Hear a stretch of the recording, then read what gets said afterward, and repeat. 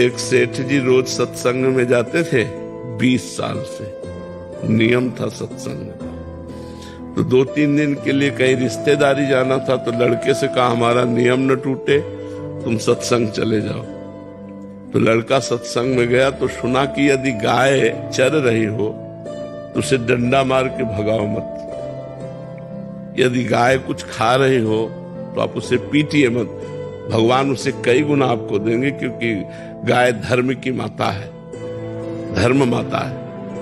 और उसने बेचारे ने सुना तो वो तीसरे दिन उसका पिता आ रहा था, इतने में एक गाय, परचून की दुकान थी, तो आटा के बोरे में मुंह लगाए तो हाथ जोड़े खड़ा था।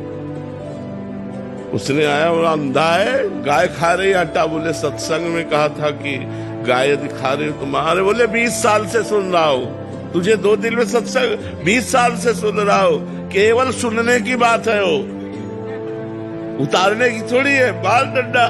तो ये वो नया पवित्र हृदय उसने स्वीकार। सत्संग में 2 दिन में उसका बदलाव हो गया, और उसका 20 साल में बदलाव नहीं हुआ, क्योंकि वो इसलिए केवल जाता है कि मैं सत्संगी हूं और 20 साल से सत्संग सुन रहा हूं। तो ऐसे सत्संग श्रवण से, ऐसे शास्त्र स्वाध्याय से लाभ प्राप्त नहीं होता, उसको आचरण में उतारा जाए, जो सुना उस पर चला जाए तो ये ज्ञान